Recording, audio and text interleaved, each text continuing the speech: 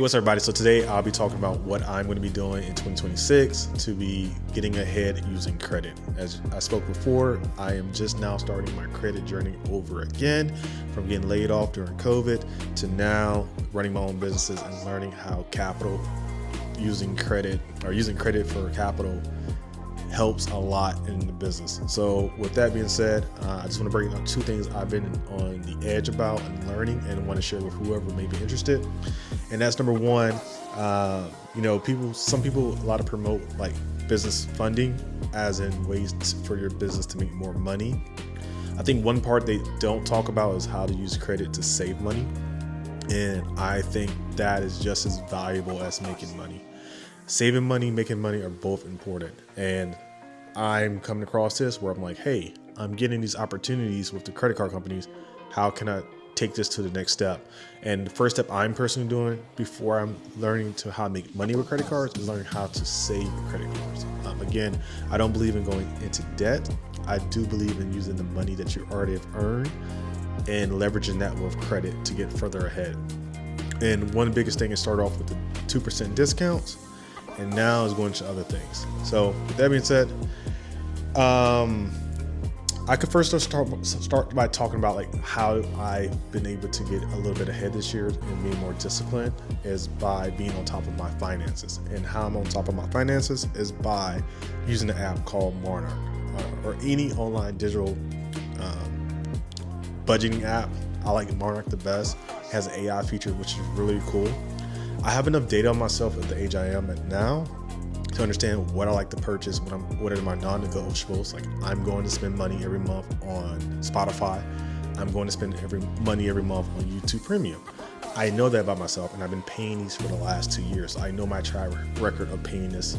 No matter what happens, up or down, I'm paying for the service. And the way I saw this was that I used Monarch AI to help understand what are the things I paid over and over, and my threshold was like, if I've been paying for 6 months, let me evaluate whether or not if I want to do this for annual to save additional money. So some things I've done is start by looking at the subscriptions I have, and also some other type of things I've done. So I'll just lay it out here. I save money by switching to annual on my Amazon Prime. I think that saves like 10%. So all these things are going to save anywhere between 10 to 30 to 40% by switching to annual. And also some of it's not only just switching, some is like negotiating lump sum to get a discount. So as I'm gonna continue going on, Amazon Prime, YouTube Premium, cell phone bill is another one I have negotiated to get a discount with. Any credit card or not, any loan that is higher than a 3% yield, I switch that over to a 0% interest credit card to save money that way. Lawn care service, haircuts. So pretty much have a ticketing system with them. So for example, I know I'm going to be my grass cut. I know how many times out of the year I'm going to a barber, paid up front for a discount. What else?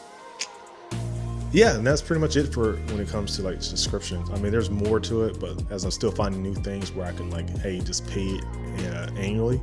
That's what I'm doing. If I can negotiate, hey, I've been working with this lawn care service for a year, or actually 3 years now.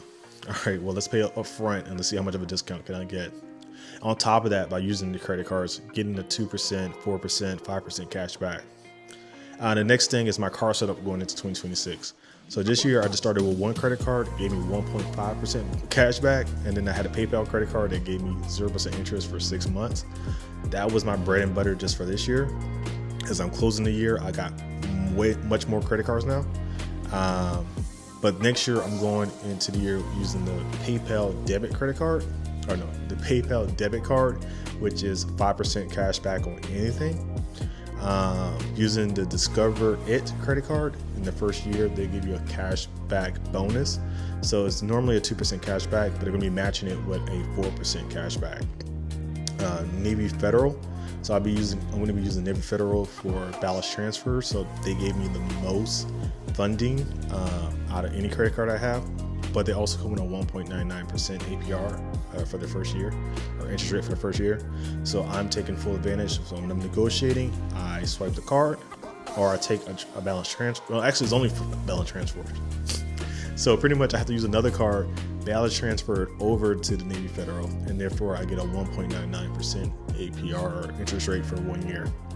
So I use that for my negotiations, or I use it for my discounts. And then on top of that, I get the 2% cash back by using another card such as the Amex Blue Cash card.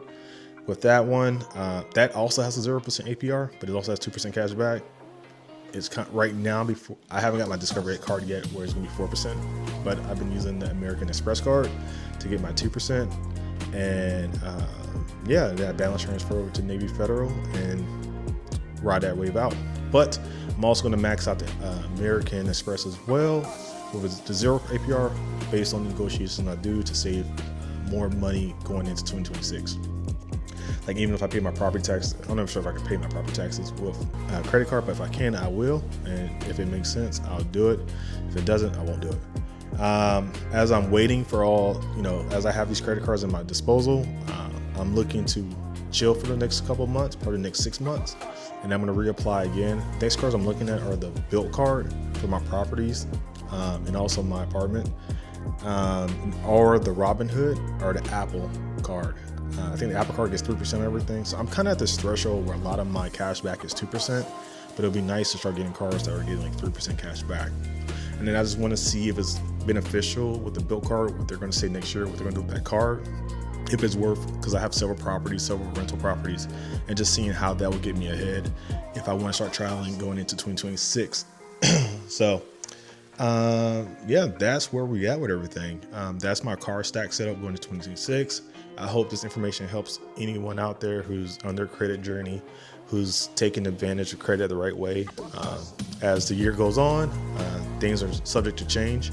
One thing I could bring up too is actually how I'm using my cards. So this is my setup going into 2026 with the car stack. I'm using my PayPal debit card. I'm using that for mostly groceries. The reason why I'm using the PayPal debit card for groceries is mainly because grocery stores are usually not places of fraud. Like if you go to a restaurant, things can happen. Fraud is more likely there than at a grocery store. So I just feel more confident to use a 5% cash back on groceries. Even though that's a debit card and it's not a credit card, it's more about the cash back. The next one is a Discover It card. So with that 2% matching, 4% in total, I honestly just gonna use that for eating out purposes, just to keep track of that.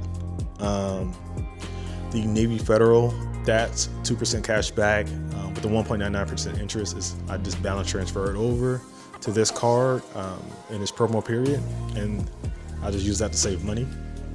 The American Blue Cash, again 2%, 0% interest rate for the first year, and again I use that for negotiations. Annual subscriptions, just to save money. The next one is the USA Cash Rewards. 1.5% cash back is a good, it's my catch-all card, and I just use it for juggling of when the payments are being made. So right now, that's the current stack. There's Lowe's, credit cards, PayPal, all that too is also for financing purposes. As I spoke in the last video, I do have a Lowe's personal, a Lowe's business. One's just for financing, the other one is just for 5% discount when I go to Lowe's for property stuff. So with this, I think the cool question is what I'm going to do with the money, right? So not only that I save money, I'm looking to also invest the money. So I have a simple strategy. Essentially, the cash that I have on hand, I invest that into an account. So it could be a brokerage account or a high yield savings account. And it depends on what it is. So for example, if it's something that I know that I need to have this money when the promo ends, I'm going to have it in a more secure high yield savings account, long story short. If it's something where I can fluctuate the difference, I pretty much have a strategy. Either it's going to be invested into the SP 500 or it's going to be invested into SGov or into bonds, and just letting that sit during the promo rate. And while I have the cash on hand, if I need to sell the bonds, just to keep it simple, the bonds are pretty much my cash. And if I need to sell the bonds, I will just sell those and pretty much take advantage of any investment opportunities I may see where I can see I yield more than a 4% to a 10% return with a safe bet. Some of those ways I do a safe bet, for example, if a bank bonus says, hey, you need to put $25,000 with us for 3 months. And at the end of those 3 months, we'll pay you back $1,000 or $2,000. I'm selling my bonds and take advantage of that big promo. And I think that's a relatively safe bet.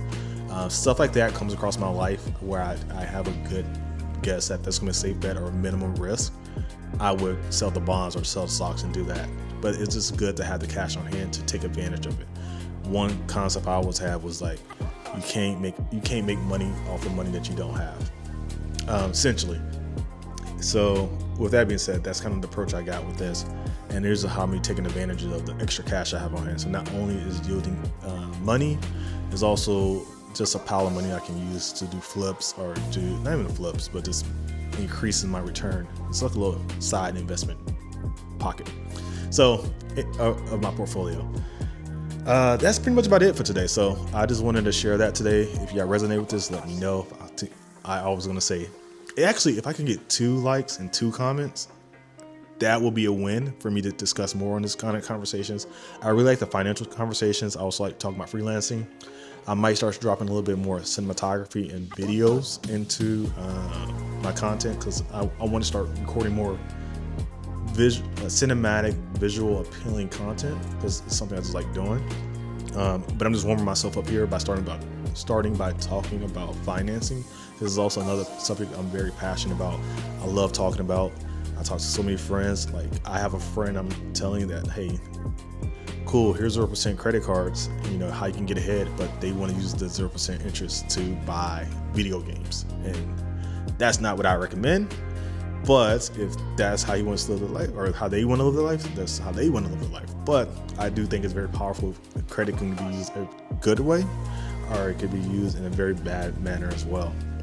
But just seeing how powerful it is, as a guy who's coming from the Dave Ramsey, only use your debit card and don't use credit, I've learned that, hey, for me, that doesn't work the best. And what I'm learning for me, being disciplined and leveraging credit so far is working for me. And I want to continue expanding upon that to open up new opportunities for me, because right now I wasn't born with a rich uncle, and therefore the banks are my rich uncles and friends. So that's kind of my strategy. Yeah, again, let me know what you think. If I get 2 comments, 2 likes, I will drop deeper conversation on this. If not, I'll just talk about another topic or anything else comes across my brain. But hey, show your boy some love. And I hope everyone have a great year going into 2026. Set your goals and let's take advantage of opportunities as they come. All right, that's all I got. Bye.